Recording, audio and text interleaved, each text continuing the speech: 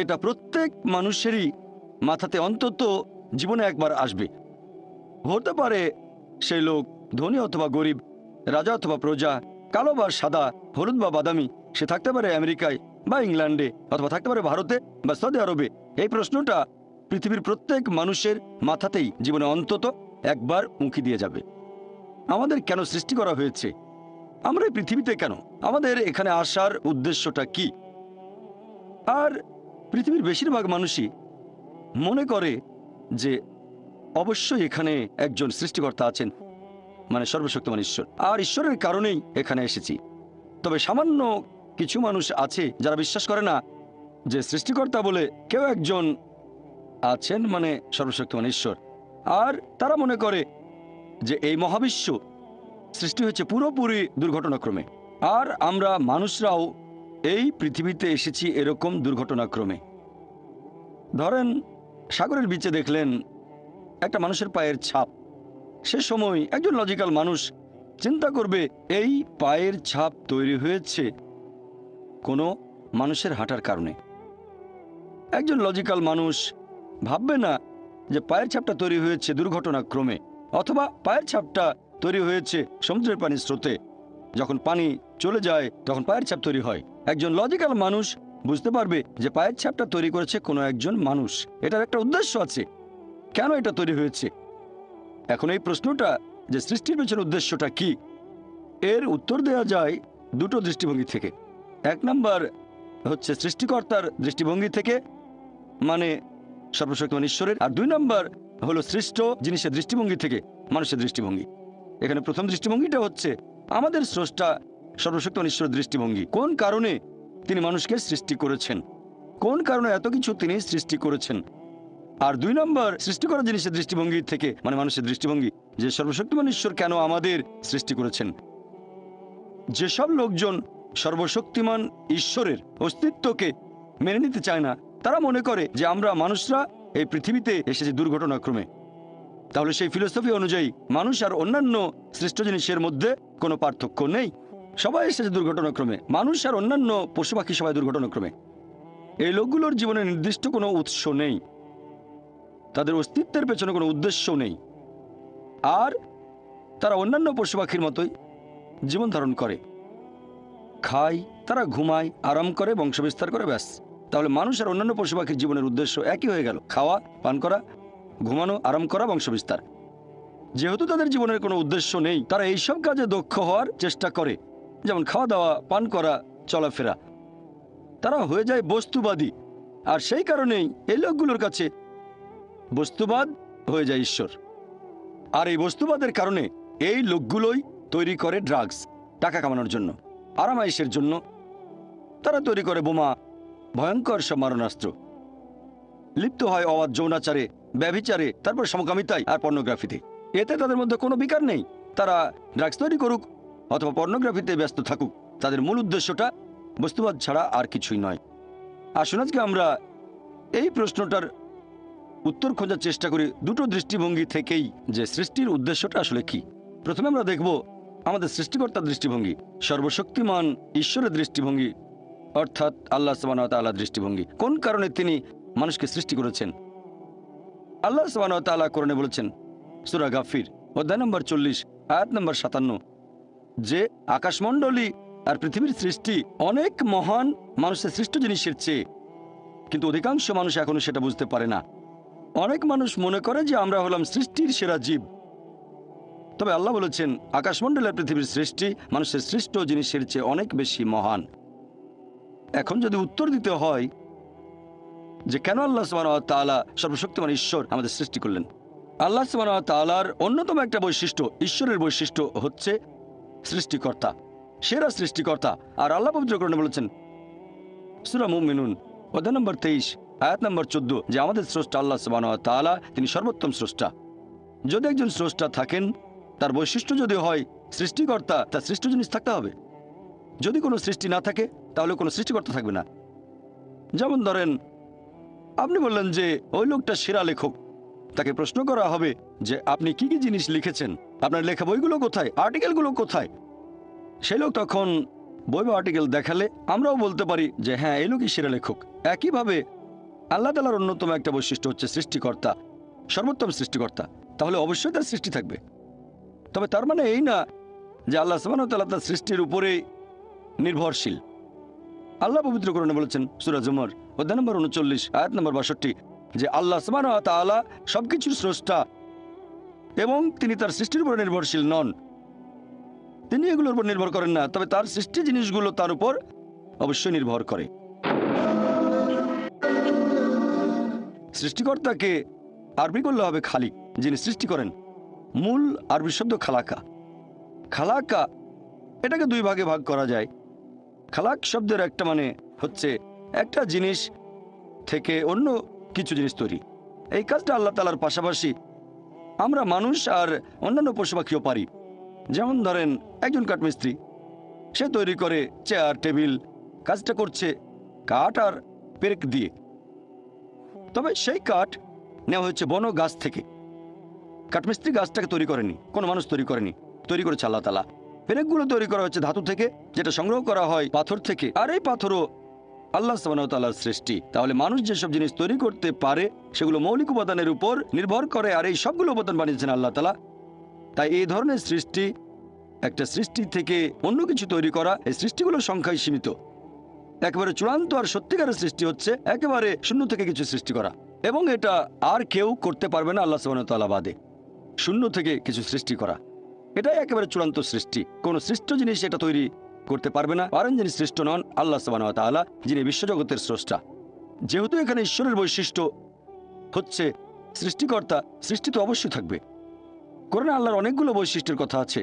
যেমন ধরেন তাকে বলা হয়েছে আর রহমান, আর রহিম, আল গাফির, পরম দয়ালু, দয়াময়, যিনি ক্ষমা করেন। মানুষ জাতির সৃষ্টিটা একেবারে আলাদা সৃষ্টি। আমরা মানুষ, আমাদের স্বাধীন ইচ্ছা আছে। আমরা আল্লাহ তাআলার নির্দেশ মেনে চলতে পারি, আবার নাও মানতে পারি। এটা আলাদা একটা সৃষ্টি। আর যেহেতু আল্লাহ তাআলাকে মান্য অথবা অমান্য করার ক্ষমতা আমাদের আছে, তাই আমরা মাঝে মধ্যে পাপ কাজ করতে পারি। আর যেহেতু মানুষ পাপ করতে পারে, তাই আল্লাহ সুবহানাহু ওয়া তাআলার একটা বৈশিষ্ট্য, তিনি ক্ষমা করে দেন। তিনি দয়াময়, পরম দয়ালু, পাপ ক্ষমা করেন। যদি আমাদের কোনো স্বাধীন ইচ্ছা না থাকতো, তাহলে আল্লাহ সুবহানাহু ওয়া তাআলার সব নির্দেশ মেনে চলতাম, আর ফেরেশতাগণের সাথে আমাদের কোনো পার্থক্য থাকতো না। ফেরেশতাগণ আল্লাহ সুবহানাহু ওয়া তাআলার সৃষ্টি, তবে তাদের কোনো স্বাধীন ইচ্ছা নেই। তারা আল্লাহ সুবহানাহু ওয়া তাআলার সব নির্দেশই মেনে চলেন, কারণ তাদের কোনো স্বাধীন ইচ্ছা নেই। তবে মানুষের স্বাধীন ইচ্ছা আছে, আর স্বাধীন ইচ্ছার কারণেই আল্লাহ সুবহানাহু ওয়া তাআলার দয়া, আল্লাহ সুবহানাহু ওয়া তাআলার করুণা, আল্লাহ সুবহানাহু ওয়া তাআলার ক্ষমা আমরা দেখতে পারি। আরও একটা বৈশিষ্ট্য আল্লাহ সুবহানাহু ওয়া তাআলার পবিত্র কোরআনে আছে, তিনি ভালোবাসেন।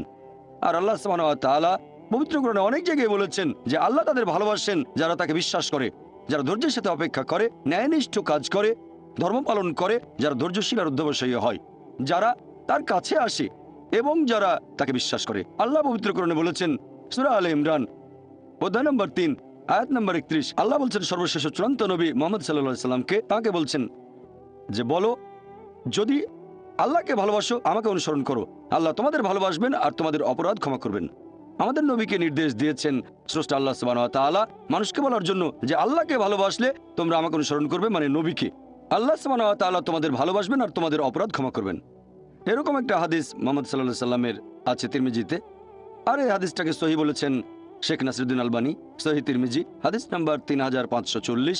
সেখানে প্রিয় নবী মুহাম্মদ সাল্লাল্লাহু আলাইহি সাল্লাম বলেছেন, যদি আল্লাহর কাছে যাও, আল্লাহ বলেছেন যদি আমার কাছে আসো আমি তোমাদের ডাকে সাড়া দেব, আর যদি তোমরা ক্ষমা প্রার্থনা করো আমি তোমাদের ক্ষমা করব। যদি তোমাদের পাপ আকাশের মেঘ ছুঁয়ে যায় তারপরও ক্ষমা করব। যদি তোমাদের পাপ এই পৃথিবীর মতো আকারে বিশাল হয় তারপরও আমি তোমাদের ক্ষমা করার জন্য প্রস্তুত থাকবো, যদি আমার কাছে ক্ষমা প্রার্থনা করো আর আমার সাথে কাউকে শরিক না করো। তার মানে আপনি যে পাপই করেন, যদি আল্লাহর কাছে ক্ষমা প্রার্থনা করেন, আন্তরিকভাবে অনুশোচনা করেন, যদি আল্লাহ তাআলার সাথে অন্য কাউকে শরিক না করেন, শিরক না করেন, আল্লাহ সুবহানাহু ওয়া তাআলা আপনাকে ক্ষমা করবেন। আল্লাহ সুবহানাহু ওয়া তাআলার আরেকটা বৈশিষ্ট্য, তিনি করুণাময়। আমাদের প্রিয় নবী মুহাম্মদ সাল্লাল্লাহু আলাইহি ওয়াসাল্লাম বলেছেন, এটা আছে সহিহ মুসলিমে খণ্ড নম্বর ৪ হাদিস নম্বর 6765। আমাদের নবী বলেছেন যে তোমরা সঠিক কাজগুলো করো, সবচেয়ে ভালো কাজগুলো তোমাদের সাধ্যে যতখানি কুলায়, আর ভালো থাকো। সঠিক কাজ করবে যতখানি সাধ্যে কুলায় আর সুখে থাকবে। কারণ কোনো মানুষই শুধুমাত্র তার কাজ দিয়ে বেহেশতে যেতে পারবে না। তখন একজন সাহাবা বললেন যে আপনার ক্ষেত্রে কি রাসূলুল্লাহ? নবী বললেন আমিও যেতে পারবো না, আমিও বেহেশতে যেতে পারবো না যদি না আল্লাহ তাআলা আমাকে দয়া আর করুণা করেন। আল্লাহ তাআলার দয়া করুণা আর ক্ষমা আমার সাথে না থাকলে আমিও বেহেশতে যেতে পারবো না। তাহলে আমরা বুঝতে পারলাম যে আল্লাহ সুবহানাহু ওয়া তাআলার করুণা ছাড়া কেউ বেহেশতে যেতে পারবে না। আল্লাহ সুবহানাহু ওয়া তাআলা পবিত্র কোরআনে বলেছেন, সূরা আনাম অধ্যায় নম্বর 6 আয়াত নম্বর 160, আল্লাহ বলেছেন যে তুমি কোনো সৎ কাজ করলে আমি সেটা তোমার হিসেবে 10 গুণ করে দেব, আর যদি কোনো অসৎ কাজ করো সেটাকে মাত্র একবারই ধরবো, কারণ আল্লাহ কারোর সাথে জুলুম করেন না। তাহলে আমরা বুঝতে পারছি যদি কোনো ভালো কাজ করেন আল্লাহ সুবহানাহু ওয়া তাআলা কোরআনে বলেছেন তিনি আপনার হিসেবে সেটা করে দেবেন 10 গুণ। যদি কোনো খারাপ কাজ করেন সেটাকে একবারই ধরা হবে। তার মানে যদি হিসেবটা এভাবে করা হতো যে ভালো কাজের জন্য 1 পয়েন্ট, খারাপ কাজের জন্য 1 পয়েন্ট, কোনো রকম গুণ ছাড়া ভালো কাজগুলোর, তাহলে একজন মানুষও বেহেশতে যেতে পারতো না। এটা আল্লাহ সুবহানাহু ওয়া তাআলার করুণা যে তিনি ভালো কাজগুলোকে কয়েক গুণ বাড়িয়ে পুরস্কারটাকে আরো বৃদ্ধি করেন, সেজন্য বেহেশতে যেতে পারবেন। তার মানে এই না যে কাজের কোনো গুরুত্ব নেই, কাজের গুরুত্ব অবশ্যই আছে, তবে আল্লাহর করুণা আরো গুরুত্বপূর্ণ। আল্লাহর করুণা না পেলে বেহেশতে যেতে পারবেন না। আল্লাহ বাড়িয়ে দেন, তবে আপনাকেও ভালো কাজ করতে হবে। যদি ভালো কাজের পরিমাণ শূন্য হয় সেটাকে 10 লক্ষ দিয়ে গুণ করেন আপনি, সেটা হবে শূন্য। তাহলে কাজ অবশ্যই গুরুত্বপূর্ণ, তবে আল্লাহ সুবহানাহু ওয়া তাআলার করুণা ছাড়া কোনো মানুষই বেহেশতে যেতে পারবে না। এগুলোই হলো আল্লাহর বৈশিষ্ট্য, যে তিনি দয়াময়, দয়ালু, ক্ষমাশীল, ভালোবাসেন আর করুণাময়। এই সব কিছু আমাদের স্রষ্টা আল্লাহ সুবহানাহু ওয়া তাআলার বৈশিষ্ট্য। এরকম আরো একটা বৈশিষ্ট্য একেবারে চূড়ান্ত সুবিচার। আর আল্লাহ সুবহানাহু ওয়া তাআলার রয়েছে ইলমে গায়েব। মানুষ জন্মানোর আগেই তিনি জানেন কখন মানুষটা জন্ম নেবে, সে ভালো কাজ করবে নাকি খারাপ কাজ করবে, সে মেনে চলবে আল্লাহ সুবহানাহু ওয়া তাআলার নির্দেশগুলো নাকি অমান্য করবে। আল্লাহ জানেন, তিনি জানেন যে সে মানুষটা বেহেশতে যাবে নাকি দোজখে যাবে, জান্নাতে না জাহান্নামে যাবে, আল্লাহ জানেন। তবে আল্লাহ যদি এরকম করতেন যখনই একজন মানুষ জন্মালো অথবা জন্মানোর আগেই তাকে বেহেশতে পাঠিয়ে দিলেন যার বেহেশতে যাওয়া উচিত, আর তাকে দোজখে পাঠালেন যার দোজখে যাওয়া উচিত, যে মানুষগুলো বেহেশতে গেছে তারা হয়তো আপত্তি করবে না, তারা বলবে ভালো, আলহামদুলিল্লাহ, আমাদের আল্লাহ বেহেশতে পাঠিয়েছেন, সমস্যা নেই। তবে যাদেরকে দোজখে পাঠানো হবে তারা অবশ্যই আপত্তি জানাবে যে আপনি তো আমাদের কোনো সুযোগই দেননি, আল্লাহ কোনো পরীক্ষা ছাড়াই আমাদের দোজখে পাঠিয়ে দিলেন। আল্লাহ সুবহানাহু ওয়া তাআলা সবসময়ই করেন সুবিচার। আল্লাহ পবিত্র কোরআনে বলেছেন সূরা নিসা অধ্যায় নম্বর 4 আয়াত নম্বর 40, আল্লাহ সুবহানাহু ওয়া তাআলা কারোর সাথে অনুপরিমাণও জুলুম করেন না। সেই কারণে আল্লাহ সুবহানাহু ওয়া তাআলা মানুষকে এই পৃথিবীতে পাঠান। যদি আল্লাহ সুবহানাহু ওয়া তাআলার নির্দেশগুলো মেনে চলেন তাহলে পরীক্ষায় পাশ করবেন, তা না হলে ফেল করবেন। অনেকে জিজ্ঞেস করতে পারে যে ঈমানের অন্যতম একটা স্তম্ভ, সর্বশেষ স্তম্ভ কদর অর্থাৎ নিয়তি সম্পর্কে। আর আল্লাহ পবিত্র কোরআনে বলেছেন সূরা সাজদা অধ্যায় নম্বর 32 আয়াত নম্বর 12, আল্লাহ বলেছেন যেসব মানুষ হবে দোজখের অধিবাসী শেষ বিচারের দিনে তারা কোনোভাবেই আল্লাহ তাআলার বিচার আপত্তি জানাতে পারবে না। উল্টো তারা বলবে, সেদিন সব অপরাধীরা তাদের মাথা নিচু করে রাখবে আর বলবে আমাদের ক্ষমা করুন। তারা কোনো আপত্তি জানাবে না, শুধু বলবে যে আমাদের আরেকটা সুযোগ দিন, আমাদের আরো একবার এই পৃথিবীতে পাঠান, সেইবার আমরা অবশ্যই হব বিশ্বাসী। তবে আল্লাহ তো জানেন তিনি যদি আরেকবার এদেরকে এই পৃথিবীতে কখনো পাঠান তাহলে তার আগের স্মৃতিগুলো কিছুই থাকবে না, দোজখের স্মৃতি তাদের মনে থাকবে না। আল্লাহ ভালো করেই জানেন তারা সেই আগের ভুলগুলো আবারও করবে। এই কথা কোরআনে বলা হয়েছে সূরা আনাম অধ্যায় নম্বর 6 আয়াত নম্বর 28, যদি এই লোকগুলোকে আবার পৃথিবীতে পাঠানো হয় তারা আবারও সে একই ভুল করবে, কারণ তারা মিথ্যাবাদী। তাহলে আল্লাহ এটা আগে থেকেই জানেন যে এই লোকগুলোকে যদি আবার পৃথিবীতে পাঠান, যদি স্মৃতি মুছে ফেলা হয় দোজখে তারা যা কিছু দেখেছিল, তাহলে আবার একই ভুল করবে। এবার কদরের প্রসঙ্গে আসি। কদর হলো ঈমানের 6 নম্বর স্তম্ভ, যে আল্লাহ সুবহানাহু ওয়া তাআলা, আমরা মুসলিমরা মানি যে আল্লাহ লিখেছেন কদর অর্থাৎ নিয়তি। অনেকে এখানে আপত্তি জানায়, অনেক লোক এভাবে প্রশ্ন করে, মুসলিম অমুসলিম অনেকেই বলে আল্লাহ তো সবকিছু নিয়তি লিখে রেখেছেন যে অমুক লোক ভালো হবে না খারাপ হবে, সে কাউকে খুন করবে কি করবে না, বা কাউকে ধর্ষণ করবে কিনা, অথবা চুরি করবে কিনা, অথবা ভালো কাজ করবে কিনা, সে বেহেশতে যাবে নাকি দোজখে, সবকিছু আগেই লেখা থাকলে আমরা কি করব? এখানে কার দোষ? যদি কাউকে খুন করি আল্লাহ আমার কদরে লিখেছেন, আমি খুন করবো আর করে ফেললাম, এই দোষটা কার? দোষ তো আল্লাহর, তাহলে আমাকে দোজখে পাঠানো হবে কেন? আর এটা খুবই লজিক্যাল প্রশ্ন।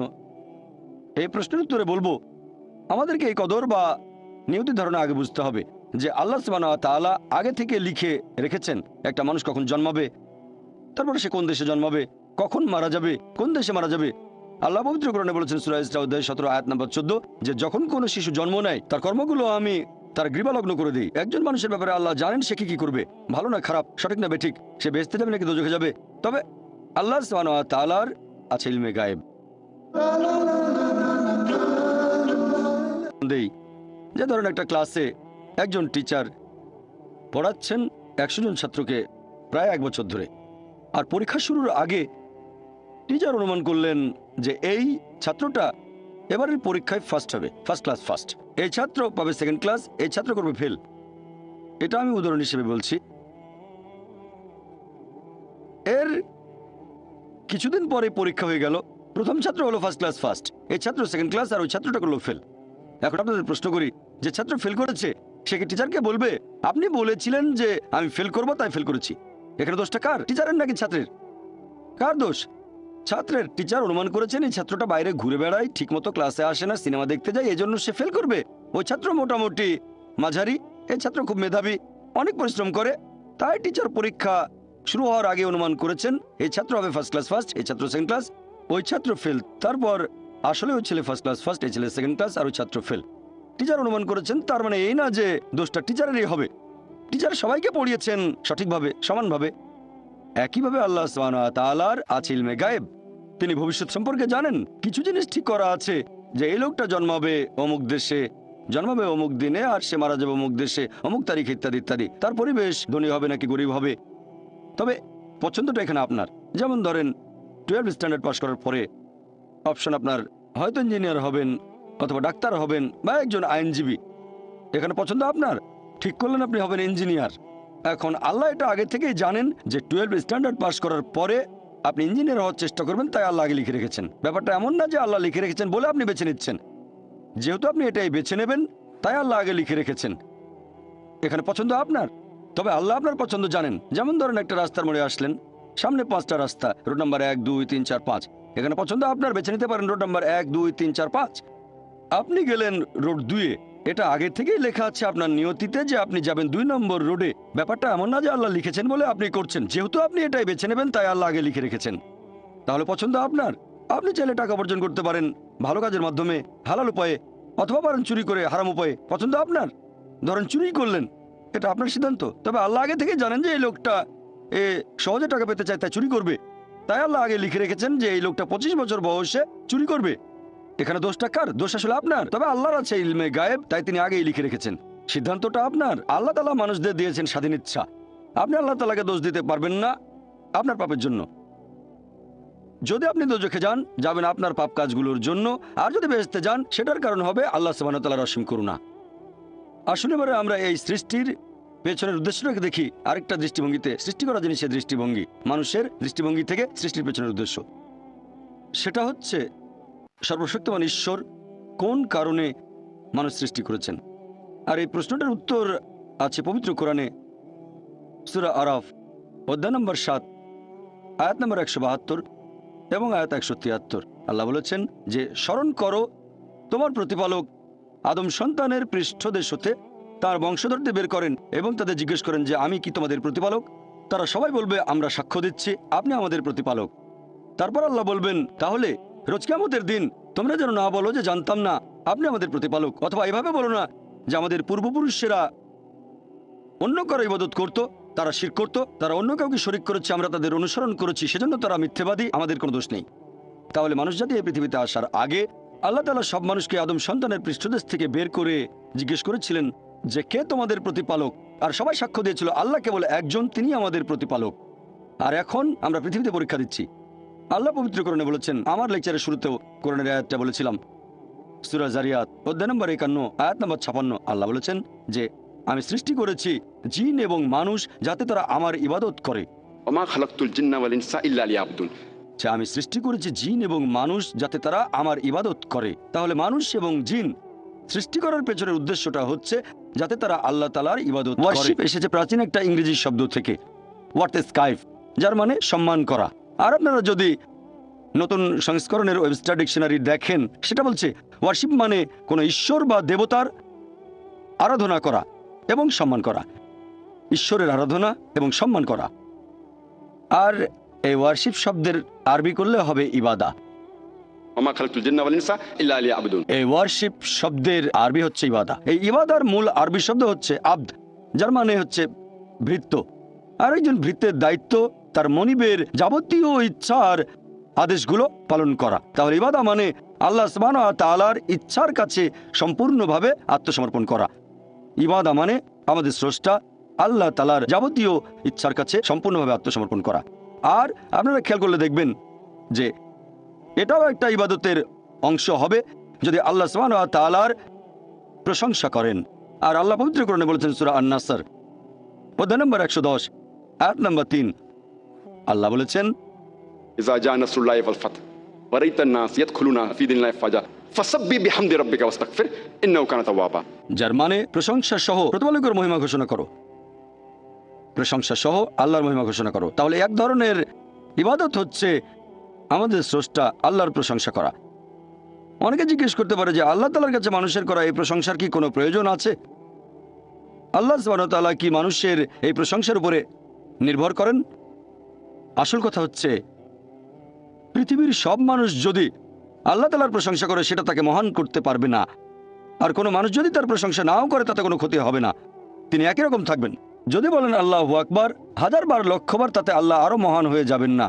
আবার যদি আল্লাহু আকবার নাও বলেন তিনি ছোট হবেন না, তিনি সবচেয়ে মহান সেরকমই থাকবেন। আল্লাহ পবিত্র কোরআনে বলেছেন সূরা ফাতির অধ্যায় 35 আয়াত 15 যে আল্লাহ সুবহানাহু ওয়া তাআলা কখনোই মানুষের মুখাপেক্ষী নন, বরং আমরা আল্লাহর মুখাপেক্ষী। মানুষের প্রয়োজন আল্লাহ তাআলাকে, সকল প্রশংসা কেবল তাঁরই। আল্লাহ তার সৃষ্টির উপর নির্ভর করেন না, সৃষ্টি করা সবকিছু তার উপর নির্ভর করে, আর সকল প্রশংসা কেবল তার। প্রশ্ন করতে পারেন আমাদের প্রশংসা করায় আল্লাহর কি প্রয়োজন?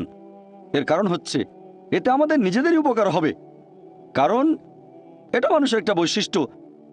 যখন কারো প্রশংসা করছি, হয়তো সে লোক খুব বিখ্যাত, আমরা তার কথাগুলো মেনে চলি। যেমন ধরেন আপনার মায়ের হয়তো হার্টের সমস্যা হয়েছে, আর অপশন আছে দুটো। প্রথম অপশনে যে ডাক্তার পৃথিবীর মধ্যে সবচেয়ে সেরা ডাক্তার, 1 নম্বর, খুব বিখ্যাত, সবাই তাকে চেনেন, 1 নম্বর। আরেকজন সাধারণ MBBS ডাক্তার। দুটো অপশনের যে কোনো একটা আপনাকে বেছে নিতে হবে। দুজনেই ফ্রি চিকিৎসা করছে। আপনি কার কাছে যাবেন? যাবেন সেই ডাক্তারের কাছে যে খুব বিখ্যাত, পৃথিবীর মধ্যে 1 নম্বর হার্ট বিশেষজ্ঞ। আর সেই ডাক্তার যে পরামর্শ দেবে, যেহেতু সে খুব বিখ্যাত আর আপনিও মানেন সবচেয়ে সেরা ডাক্তার পুরো পৃথিবীর মধ্যে, আপনি তার পরামর্শ মেনে চলবেন। সে কারণেই যখন আল্লাহ তাআলার প্রশংসা করছি, আমরা বলি তিনি সর্বশক্তিমান, তিনি পরম করুণাময়, তিনি পরম দয়ালু। যখন আমরা প্রশংসা করি, তিনি আমাদের যে উপদেশ দিয়েছেন সর্বশেষ ও চূড়ান্ত আসমানি কিতাব পবিত্র কোরআনে, অথবা যে উপদেশ দিয়েছেন তার নবীর মাধ্যমে সর্বশেষ ও চূড়ান্ত নবী মুহাম্মদ সাল্লাল্লাহু আলাইহি সাল্লাম, সেগুলো মেনে চলবো। আমরা যে প্রশংসা করি, এতে করে আল্লাহ তাআলার কোনো উপকার হয় না। এই প্রশংসা তার প্রয়োজন নেই, এটা আমাদের উপকারের জন্য। যখন আল্লাহর প্রশংসা করছি যে তিনি সবচেয়ে মহান, তিনি সবচেয়ে জ্ঞানী। আচ্ছা, আল্লাহ আমাদের বলেছেন তোমরা মদ খেও না, আমরা মদ খাবো না। যখন মেনে নিচ্ছেন আল্লাহ সবচেয়ে জ্ঞানী, সবচেয়ে মহান, তিনি পরম করুণাময়, এরপর যদি আল্লাহ কোনো উপদেশ দেন, সেক্ষেত্রে মানুষের বৈশিষ্ট্য এমন কারো কথা মেনে চলা যিনি সবচেয়ে মহান। সেজন্য আমরা আল্লাহ তাআলার প্রশংসা করি নিজের উপকারের জন্য। আর সে কারণেই আল্লাহ তাআলা পবিত্র কোরআনে বলেছেন সূরা তাহা অধ্যায় নম্বর 20 আয়াত নম্বর 14 যে অবশ্যই আমি আল্লাহ সুবহানাহু ওয়া তাআলা, আমি আল্লাহ, আমি ব্যতীত কোনো উপাস্য নেই। অতএব প্রতিদিন আমার ইবাদত করো, আমার জন্য নামাজ আদায় করো প্রতিদিন। আল্লাহ নির্দেশ দিচ্ছেন প্রতিদিন নামাজ আদায় করো, কারণ এখন পৃথিবীতে দেখবেন চারিদিকে শুধু খারাপ জিনিস, চারিদিকে শুধু ধ্বংস, আমরা পথ হারিয়ে ফেলবো। এই নামাজকে বলা যায় ন্যায়নিষ্ঠতার প্রোগ্রামিং। ইবাদতের এই কাজটা ন্যায়নিষ্ঠতার একটা প্রোগ্রামিং। আমরা প্রোগ্রামড হচ্ছি। একজন ডাক্তার বলবে যে ভালো স্বাস্থ্যের জন্য দিনে কমপক্ষে 3 বার খেতে হবে, তাহলে জন্য স্বাস্থ্যবান আত্মার জন্য প্রত্যেক দিন কমপক্ষে 5 ওয়াক্ত নামাজ পড়তে হবে। তাহলে ইবাদতের সবগুলো কাজেই আমাদের উপকার হবে। আল্লাহ পবিত্র কোরআনে বলেছেন সূরা বাকারা অধ্যায় নম্বর 2 আয়াত 183 তোমাদের জন্য রোজার বিধান দেওয়া হলো যেমন বিধান দেওয়া হয়েছিল তোমাদের পূর্ববর্তীগণকে, যাতে করে তোমরা শিখতে পারো আত্মসংযম। আমরা রোজা রাখি কেন? যাতে আত্মসংযম শিখতে পারি। এখনকার মনোবিজ্ঞানীরা বলবেন যদি ক্ষুধাকে নিয়ন্ত্রণ করতে পারেন তাহলে নিজের সব আকাঙ্ক্ষাকে নিয়ন্ত্রণ করতে পারবেন। আমরা যখন রোজা থাকি তখন কিছু খাই না, পান করি না, ভোর থেকে সূর্যাস্ত পর্যন্ত। ক্ষুধাকে নিয়ন্ত্রণ করতে পারলে প্রায় সব আকাঙ্ক্ষাকে নিয়ন্ত্রণ করতে পারবেন। তাহলে রোজার মাধ্যমে আমরা আল্লাহ সুবহানাহু ওয়া তাআলার ইবাদত করছি। এখানে উপকার হচ্ছে কার? আল্লাহর না, উপকার হচ্ছে আমাদের। নিজেদের আকাঙ্ক্ষাকে নিয়ন্ত্রণ করা শিখছি। আল্লাহ পবিত্র কোরআনে বলেছেন সূরা মাইদা অধ্যায় নম্বর 5 আয়াত নম্বর 90 ইয়া আইয়ুহাল্লাযিনা আমানু হে মুমিনগণ, ইন্নামাল খামরু ওয়াল মাইসিরু নিশ্চয়ই মদ পান এবং জুয়া খেলা, ওয়াল আনজাবু ওয়াল আজলামু মূর্তি পূজার বেদি এবং ভাগ্য নির্ণায়ক স্বর, রিজসু মিন আমালিশ শাইতান এগুলো সব শয়তানের কাজ। ফাজতানিবু লাকুম তুফলিহুন। এগুলো বর্জন করো যাতে সফল কাম হতে পারো। এখানে আল্লাহ সুবহানাহু ওয়া তাআলা আমাদের নির্দেশ দিচ্ছেন যে হে মুমিনগণ, নিশ্চয়ই মদপান এবং জুয়া খেলা, মূর্তি পূজার বেদী মানে মূর্তি পূজা করা, ভাগ্য নির্ণায়ক স্বর মানে ভাগ্য গণনা, এগুলো শয়তানের কাজ, এগুলো বর্জন করো যাতে সফল কাম হতে পারো। আর আল্লাহ এর পরের আয়াতে বলছেন সূরা মাইদা অধ্যায় নম্বর 5 আয়াত নম্বর 91 যে শয়তান মানুষের মধ্যে শত্রুতা আর বিদ্বেষ সৃষ্টি করতে চায় এই মদ এবং জুয়ার মাধ্যমে। আর এগুলো তোমাদেরকে আল্লাহ সুবহানাহু ওয়া তাআলার স্মরণে বাধা দেবে। আল্লাহ আমাদের পথ দেখাচ্ছেন। যখন আমরা নামাজ পড়ি, পবিত্র কোরআন পড়ি, এটাও এক ধরনের ইবাদত। নামাজ পড়া এক ধরনের ইবাদত। আল্লাহ নির্দেশনা পাচ্ছি যে দূরে থাকবো মদ থেকে, জুয়া খেলা থেকে। শয়তান এই কাজগুলোর মাধ্যমে মানুষের মধ্যে শত্রুতা আর বিদ্বেষ তৈরি করে, আর এগুলো আপনাকে আল্লাহ তাআলার স্মরণে বাধা দেবে। ইবাদতের বিভিন্ন কাজগুলো যেখানে আপনি আল্লাহ তাআলার আদেশ নিষেধগুলো মেনে চলছেন, সেগুলো হচ্ছে ইবাদত। মানুষ যখন আল্লাহ সুবহানাহু ওয়া তাআলার কোনো আদেশ নিষেধ মেনে চলছে, তখনই সেটা ইবাদত। তবে আপনাকে সে কাজটা করতে হবে সঠিকভাবে। এখানে আমাদেরকে দুটো শর্ত পূরণ করতে হবে। এক নম্বর হচ্ছে যে আপনি সেই কাজটা করবেন শুধুমাত্র আল্লাহ সুবহানাহু ওয়া তাআলার সন্তুষ্টি লাভের জন্য। নিজেকে মহান করে দেখবেন না, নিজের প্রশংসা করবেন না। আপনি যে কাজই করেন সেটা করবেন আল্লাহ সুবহানাহু ওয়া তাআলার সন্তুষ্টি লাভের জন্য। আল্লাহ যেগুলো নির্দেশ করেছেন সেগুলো মানেন আল্লাহর সন্তুষ্টি লাভের জন্য। নিজেকে মহান করবেন না, প্রশংসা করবেন না, বিখ্যাত হওয়ার জন্য করবেন না। 2 নম্বর শর্ত যে কাজটা পালন করব যেভাবে আল্লাহ এবং তার রাসূল আমাদের নির্দেশ দিয়েছেন। আল্লাহ যে কাজগুলো করতে বলেছেন সেগুলো করবেন সেভাবে যেভাবে আল্লাহ করতে বলেছেন অথবা আমাদের নবী করতে বলেছেন। যদি কাজটা অন্য উপায়ে করেন সেটাকে ইবাদত বলা হবে না। তাই করবেন আল্লাহর জন্য, তার নির্দেশ মেনে চলবেন আর নবীর নির্দেশ মেনে চলবেন যেভাবে আল্লাহ এবং তার রাসূল করতে বলেছেন। যদি অন্য কোনো উপায়ে করেন তাহলে সেটা সঠিক নয়। আর আমাদের নবী মুহাম্মদ সাল্লাল্লাহু আলাইহি ওয়াসাল্লামের একটা হাদিস আছে সহিহ মুসলিমে, খণ্ড নম্বর 2 হাদিস নম্বর 1885। আমাদের নবী মুহাম্মদ সাল্লাল্লাহু আলাইহি ওয়াসাল্লাম বলেছেন, সবচেয়ে খারাপ যে কাজটা সেটা হলো ধর্মে নতুন কিছু সংযোজন, নতুন কিছুর প্রচলন। এটা একটা অভিশাপ। আর ধর্মে নতুন সংযোজন তোমাদের নিয়ে যাবে দোজখে। তার মানে সবচেয়ে খারাপ যে কাজটা সেটা বিদআত। ধর্মে নতুন কিছু সংযোজন এটা একটা অভিশাপ আর আপনাদের নিয়ে যাবে দোজখে। এখন ইবাদত করার ক্ষেত্রে একটা কমন নিয়ম আছে যে সব ধরনের ইবাদতের কাজ নিষিদ্ধ শুধুমাত্র পবিত্র কোরআন এবং হাদিসে যেটা বলা আছে সেই নিয়ম বাদে। যে নিয়মের কথা আমাদের বলেছেন আল্লাহ এবং তার রাসূল, অন্য সব ধরনের ইবাদত হারাম, এগুলো সব নিষিদ্ধ, শুধু সেই নিয়ম বাদে যেটা বলা হয়েছে কোরআনে আর বলা হয়েছে আমাদের নবীর বিভিন্ন হাদিসে। তারপর আপনারা দেখবেন যে পৃথিবীতে মানুষ সৃষ্টি করার পেছনের উদ্দেশ্যটা যাতে আমরা আল্লাহর ইবাদত করি। আল্লাহর ইবাদত করলে আমাদের উপকার হয়, এটা আমাদের সাহায্য করে। অনেকের মধ্যে একটা ভুল ধারণা আছে যে ইসলাম একটা নতুন ধর্ম, যে ধর্ম পৃথিবীতে এসেছে 1400 বছর আগে, আর নবী মুহাম্মদ সাল্লাল্লাহু আলাইহি সাল্লাম হলেন ইসলাম ধর্মের প্রতিষ্ঠাতা। সত্যি বলতে ইসলাম পৃথিবীতে আছে একেবারে আদিকাল থেকে, যখন থেকে মানুষ এই পৃথিবীতে বাস করছে। আর নবী মুহাম্মদ সাল্লাল্লাহু আলাইহি সাল্লাম এই ধর্মের প্রতিষ্ঠাতা নন, তিনি হলেন আল্লাহ সুবহানাহু ওয়া তাআলার সর্বশেষ চূড়ান্ত রাসূল। পৃথিবীতে অনেক নবী রাসূল এসেছেন। আল্লাহ পবিত্র কোরআনে বলেছেন সূরা ফাতির অধ্যায় 35 আয়াত নম্বর 24, وإن من أمة إلا خلا فيها نذير। এমন কোন সম্প্রদায় নেই যাদের কাছে আমি সতর্ককারী প্রেরণ করিনি। পবিত্র কোরআনের সূরা রদ অধ্যায় নম্বর 13 আয়াত নম্বর 7, ولكل قوم هاد। আমি প্রত্যেক সম্প্রদায়ের জন্য পথনির্দেশক প্রেরণ করেছি। পবিত্র কোরআনে 25 জন নবী রাসূলের নাম উল্লেখ করা হয়েছে। আদম, নূহ, ইব্রাহিম, মুসা, যিশু, মুহাম্মদ, ওনারা সবাই শান্তিতে থাকুন। ওনারা সকলেই ছিলেন আল্লাহ সুবহানাহু ওয়া তাআলার প্রেরিত নবী, আর সকল নবী রাসূলই আসলে ছিলেন মুসলিম।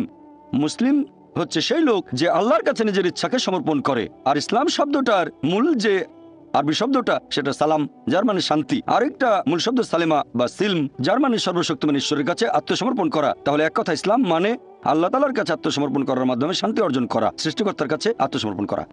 সকল নবী রাসূল একটা বাণী প্রচার করেছেন, আর কেউ যদি নিজের ইচ্ছাকে আল্লাহ তাআলার কাছে সমর্পণ করে তাকে বলা হয় মুসলিম।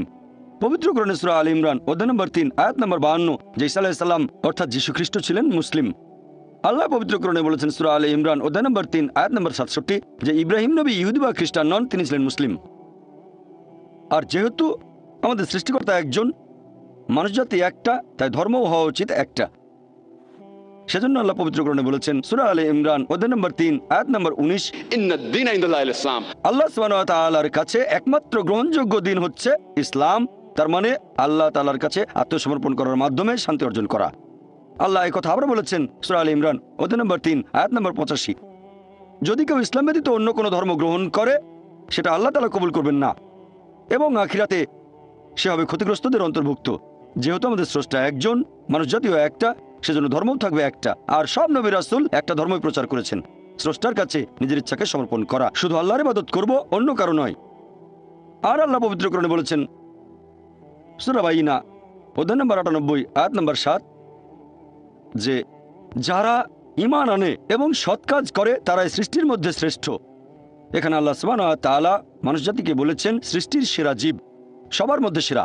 আল্লাহর অনেক মহান সৃষ্টি আছে, আকাশমণ্ডলী এবং পৃথিবী, তবে সবচেয়ে সেরা সৃষ্টি হচ্ছে মানুষ, কারণ আমাদের স্বাধীন ইচ্ছা আছে।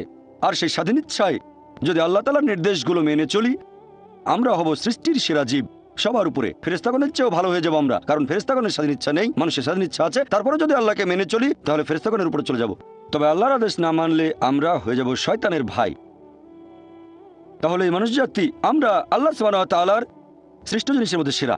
আর পবিত্র কোরআনে সবচেয়ে গুরুতর পাপের কথা আছে সূরা নিসা অধ্যায় নম্বর ৪ আয়াত নম্বর ৪৮, যে আল্লাহ তাআলা চাইলে যে কোনো অপরাধ ক্ষমা করবেন। আল্লাহ সুবহানাহু ওয়া তাআলা যদি কখনো চান তাহলে যে কোনো অপরাধ ক্ষমা করতে পারেন, তবে শিরক করার অপরাধ কখনোই ক্ষমা করবেন না। কথাটা আবারও আছে সূরা নিসা অধ্যায় নম্বর ৪ আয়াত নম্বর ১১৬, যে আল্লাহ সুবহানাহু ওয়া তাআলা চাইলে যে কোনো অপরাধ ক্ষমা করে দেবেন, তবে শিরক বা তার সাথে অন্য কাউকে শরীক করা কখনোই ক্ষমা করবেন না।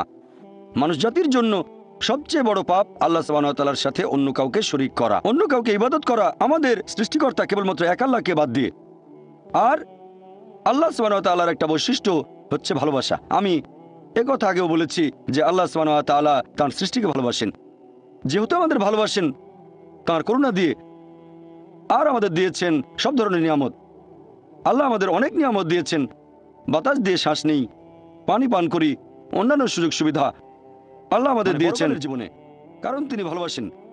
আমাদের নবী মুহাম্মদ সাল্লাল্লাহু আলাইহি ওয়াসাল্লাম বলেছেন, এটা আছে সহিহ মুসলিমে খণ্ড নম্বর ১ হাদিস নম্বর ৬৭, যে সেই মানুষজন ঈমানের মিষ্টতার স্বাদ গ্রহণ করেছে যারা এই তিনটা কাজ করে। ১ নম্বর, যারা ভালোবাসে আল্লাহ এবং তার রাসূলকে অন্য যে কারোর চেয়ে বেশি ভালোবাসে। ২ নম্বর, যারা ভালোবাসে মানুষকে, ভালোবাসে লোকজনকে আল্লাহ সুবহানাহু ওয়া তাআলার খাতিরে। আর ৩ নম্বর, যারা ঘৃণা করে অবিশ্বাসী হওয়াটাকে, আল্লাহ সে পথ থেকে তাদের রক্ষা করেন, কারণ তারা দোজখে যেতে চায় না। যেসব মানুষ এই তিনটা কাজ করবে, আমাদের নবী মুহাম্মদ সাল্লাল্লাহু আলাইহি ওয়াসাল্লামের হাদিস অনুযায়ী তারা ঈমানের সত্যিকারের মিষ্টতার স্বাদ গ্রহণ করেছে। আর আল্লাহ পবিত্র কোরআনে বলেছেন সূরা আলে ইমরান অধ্যায় নম্বর ৩ আয়াত নম্বর ৩১, আল্লাহ নবীকে বলতে নির্দেশ দিচ্ছেন, যারা আল্লাহকে ভালোবাসো তারা আমাকে অনুসরণ করো, আল্লাহ তোমাদের ভালোবাসবেন এবং ক্ষমা করে দেবেন। এখন আপনারা দেখবেন যে আমরা মানুষরা, আমরাও ভালোবাসি অন্য মানুষকে, ভালোবাসি আমরা আমাদের বাবা এবং মাকে, ভালোবাসি আমাদের স্ত্রীকে, ভালোবাসি সন্তানদের। আর আমরা এদের ভালোবাসি তার কারণটা হচ্ছে যে এই মানুষগুলো আমাদের কিছু ব্যাপারে সাহায্য করেছে। যেমন ধরেন, আমরা মাকে ভালোবাসি কারণ তিনি ৯ মাস আমাদের গর্ভে ধারণ করেছেন, ছোটবেলায় যত্ন নিয়েছেন, আমাদের বড় করেছেন। ভালোবাসি ভাইদের, হয় তাদের কাছে কিছু পেয়েছি বা কিছু আশা করছি, আমরা তাদের ভালোবাসি। এভাবে দেখলে আল্লাহ তাআলা আমাদের অনেক সাহায্য করেছেন। আল্লাহ পবিত্র কোরআনে বলেছেন সূরা ইব্রাহিম অধ্যায় নম্বর ১৪ আয়াত নম্বর ৩৪, যদি তোমরা আল্লাহ তাআলার অনুগ্রহ গণনা করো তার সংখ্যা নির্ণয় করতে পারবে না। তাহলে সামান্য কিছু সাহায্যের জন্য বাবা মাকে যদি আমরা এত ভালোবাসি, আল্লাহ সুবহানাহু ওয়া তাআলাকে কত ভালোবাসা উচিত। ভালোবাসা বিভিন্ন রকম, আমরা মানুষরা পশু পাখিদেরও ভালোবাসি, মানুষদেরও ভালোবাসি। তবে পশু পাখির প্রতি আমরা যে ভালোবাসা দেখাই সেটা একটু আলাদা ধরনের, মানুষের প্রতি মানুষের ভালোবাসার চেয়ে একটু আলাদা। একইভাবে আল্লাহ সুবহানাহু ওয়া তাআলার প্রতি ভালোবাসা, এটা মানুষের প্রতি মানুষের ভালোবাসার চেয়ে বেশ আলাদা হবে, এটার অবস্থান অনেক উপরে। আল্লাহর প্রতি ভালোবাসা আরো উপরে। এর পেছনের উদ্দেশ্যটা আরেকটা দৃষ্টিভঙ্গি থেকে দেখি, এটা হলো মানুষের দৃষ্টিভঙ্গি, যে এই পৃথিবীতে আমাদের অস্তিত্বের পেছনের উদ্দেশ্যটা কি। আল্লাহ আমাদের বানিয়েছেন, পৃথিবীতে পাঠিয়েছেন, এখানে আমাদের প্রয়োজনটা কি, আমাদের এই অস্তিত্বের উদ্দেশ্যটা কি। আল্লাহ এর উত্তরে বলেছেন সূরা মুলক অধ্যায় নম্বর ৬৭ আয়াত নম্বর ২, আল্লাহ বলেছেন আল্লাযী খালাকাল মাউতা ওয়াল হায়াতা, যে আল্লাহ সৃষ্টি করেছেন মৃত্যু ও জীবন পরীক্ষার জন্য, কে তোমাদের মধ্যে কর্মে উত্তম। আল্লাহ সৃষ্টি করেছেন জীবন ও মৃত্যু পরীক্ষার জন্য, কে তোমাদের মধ্যে কর্মে উত্তম।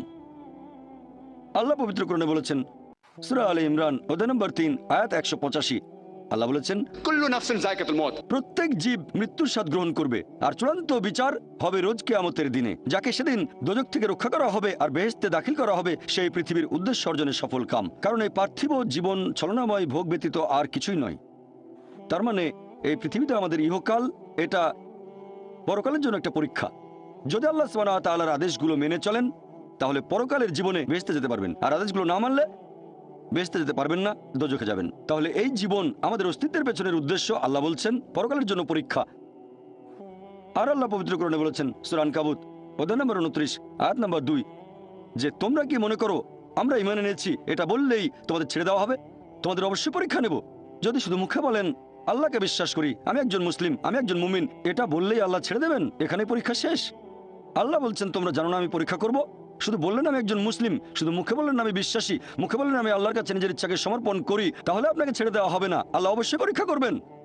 আল্লাহ পবিত্র কোরআনে বলেছেন সূরা বাকারা অধ্যায় নম্বর 2 আয়াত নম্বর 155 আমি অবশ্যই তোমাদের পরীক্ষা করব ক্ষুধার ভয় দিয়ে, জীবন আর ধন সম্পদের ক্ষয়ক্ষতি দিয়ে এবং ফল ফসলের ক্ষয়ক্ষতি দিয়ে। আর শুভ সংবাদ দাও তাদের যারা ধৈর্যশীল, আল্লাহ সবাইকে পরীক্ষা করবেন ভয় দিয়ে, ক্ষুধা দিয়ে, জীবন আর ধন সম্পদের ক্ষয়ক্ষতি দিয়ে, ফল ফসলের ক্ষয়ক্ষতি দিয়ে। আল্লাহ অবশ্যই পরীক্ষা করবেন। আর আল্লাহ এক একজনকে এক একভাবে পরীক্ষা করেন। আল্লাহ পবিত্র কোরআনে বলেছেন সূরা আনাম অধ্যায় নম্বর 6 আয়াত নম্বর 165 আল্লাহ বলেছেন যে তিনি কিছু মানুষকে অন্যদের তুলনায় বেশি মর্যাদা দান করেছেন। আল্লাহ সুবহানাহু ওয়া তাআলা কিছু মানুষকে অন্য মানুষদের তুলনায় বেশি মর্যাদা দিয়েছেন। আল্লাহ কোরআনে বলেছেন সূরা নাহল অধ্যায় নম্বর 16 আয়াত নম্বর 71 যে তিনি কিছু মানুষকে অন্য মানুষের তুলনায় শ্রেষ্ঠত্ব দান করেছেন। আল্লাহ এই কথা আবারও বলেছেন সূরা আনাম অধ্যায় নম্বর 6 আয়াত নম্বর 165 যে আল্লাহ সুবহানাহু ওয়া তাআলা কিছু মানুষকে অন্যদের তুলনায় বেশি মর্যাদায় উন্নীত করেছেন, আর তিনি যা দিয়েছেন তার ভিত্তিতেই তোমাদের বিচার করা হবে। এখানে অনেক লোকজন এভাবে প্রশ্ন করে আল্লাহ তাআলা এখানে সুবিচার করবেন কিভাবে? কেউ হয়তো জন্মায় গরিব পরিবারে, আবার কেউ জন্মায় ধনী পরিবারে, কেউ জন্মায় ভালো স্বাস্থ্য নিয়ে, কেউ জন্মায় অসুস্থ হয়ে। এটাই তো অবিচার। আল্লাহ তাআলা সুবিচার করেন না। তিনি এইসব আলাদা মানুষের জন্য আলাদা বিচার করবেন কিভাবে?